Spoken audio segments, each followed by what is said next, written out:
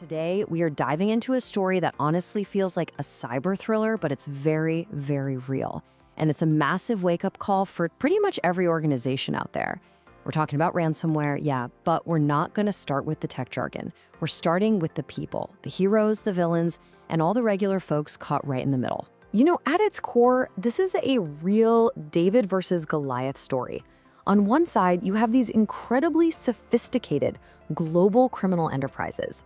And on the other, a group of volunteers, tech experts, using their free time to be the last line of defense for hospitals, for schools, for businesses that have literally nowhere else to go. This is a story about people, not just code. So here's how we're gonna break it all down today. First, we'll meet these heroes on the unseen front line.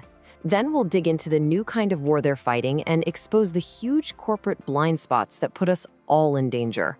And then we pivot to solutions. We're going to talk about building your playbook, how your company culture can be your best shield, and finally, we'll hear that last urgent wake-up call. Okay, so who are these people? They call themselves the Ransomware Hunting Team. Now, this isn't some government agency or a fancy corporate task force. Nope. These are independent researchers, cybersecurity pros who volunteer their time to basically reverse engineer these nasty ransomware programs, crack the encryption, and create keys so victims can get their data back without paying the criminals a single dime. And their work is it's so vital because ransomware isn't about a locked computer screen. It's about a hospital that has to cancel life-saving surgeries because all their patient records are gone. It's a school district that's completely paralyzed. Or a small business, someone's life's work that's forced to shut down for good. The damage is real and it's devastatingly human. To really get what's happening here, you've got to understand the battlefield. And let me tell you, it is not a fair fight. Not even close. It's what you'd call asymmetric warfare, where the attackers, well, they hold almost all the cards. I mean, look at this contrast. It's stark. The attackers operate like well-oiled multinational corporations. They're organized, they're loaded with cash, and they're often protected by geopolitical borders that make them untouchable. And the victims?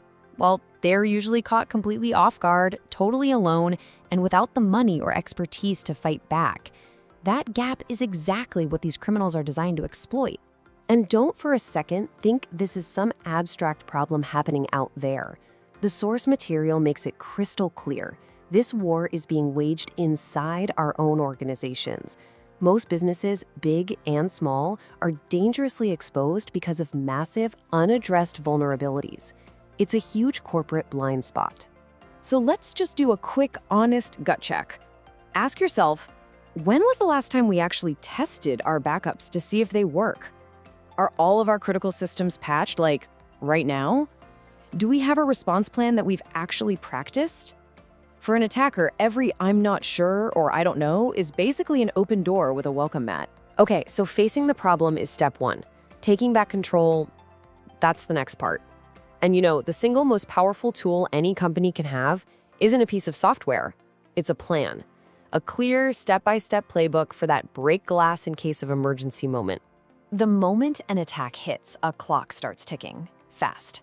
Your playbook can't be a dusty binder on a shelf. It has to be muscle memory. So step one, isolate. You gotta stop the bleeding, unplug things, shut down networks immediately. Step two, involve. Get your pre-picked response team on the line. That's IT, legal, PR, and the execs. Step three, decide. You can't be debating what to do in the heat of the moment. Use criteria you already agreed on. And four, report. You have legal duties, fulfill them.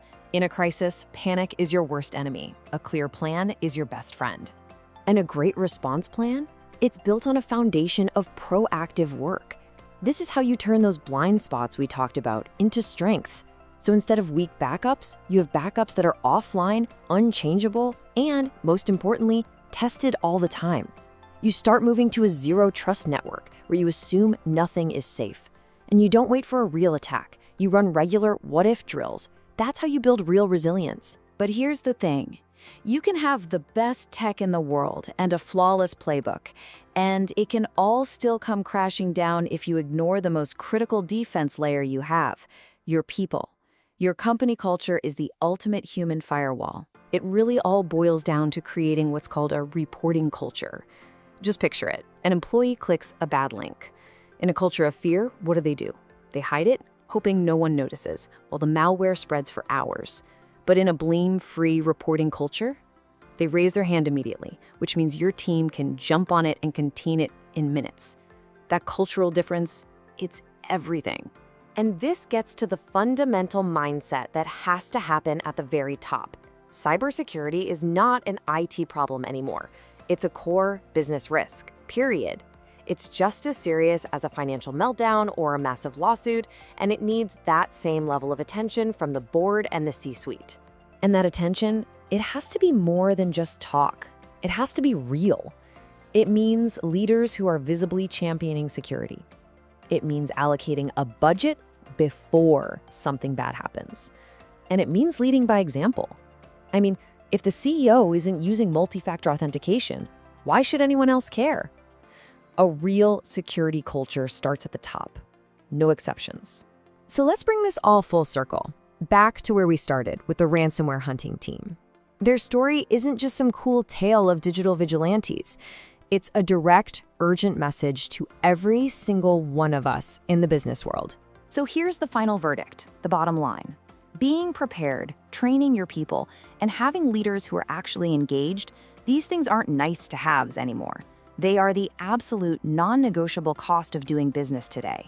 The threat is just too real and the stakes are way too high to pretend otherwise. The alarm bell is ringing. It is loud and it is clear. So the only question that's left is, what happens next? Is your company going to treat this as just another fire drill, another memo that gets filed away? Or are you going to treat it like the real 5-alarm fire that it is, and finally act with the urgency this moment demands?